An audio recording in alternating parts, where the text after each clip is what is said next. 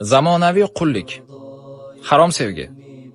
Ya'ni nomahram insonga oshiq bo'lib qolishlik bu qullikning eng yuqori ko'rinishi hisoblanadi.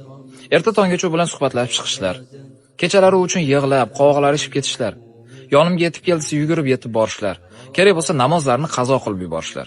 Harom suhbatdan harom uchrashuvgacha, harom uchrashuvdan auzubillah harom yaqinlikkacha.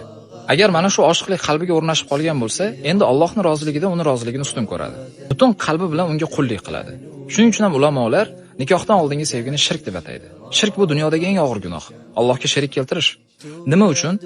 Chunki Alloh taolo g'azab qilgan amallardan yiroq bo'lish o'rniga u g'azab qiladigan amallardan yiroq bo'lishni ustun ko'radi. Hijob kiy desa kiyadi, uyda o'tir desa o'tiradi va bunga ajram olmaydi. Chunki Alloh taolo allaqachon oyatda aytib bo'lgan: "Jilboblaringizni ustingizdan tashlab yuring, uyingizda viqor bilan o'tiring." Hattoki Allohning diniy yo'lida qilmagan infoq ehsonlarini uni rozilik uchun qilib yuboradi.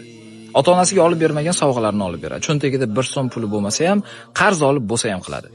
Tahajjud uyoqda tursin, bomdodga uxlab qoladigan odam ma'shuqasi uchun kerak bo'lsa erta tonggacha uxlamaslikka tayyor. Alloh harom qilgan amallardan qaytishga nafsi bardosh bermaydi, lekin mana shu ma'shuqasi uchun o'lishga tayyor. Lekin birodar, mana shuni biz halollab olishimiz mumkin. Ya'ni ibodatga aylantirishimiz mumkin. Bu nikoh bilan bo'ladi. Ayolingiz uchun infoq ehson qilsangiz bunga ajr olasiz, chunki Alloh taolo buyurgan deb qilasiz. Ayolingiz sizga itoat qilsa, buning uchun ajr oladi, chunki u Alloh roziligi uchun qilayotgan bo'ladi. Shuning uchun oldingizda yo'l bor. Bu harom sevgi, ya'ni qullik yoki Allohga ibodat qilib halol nikoh.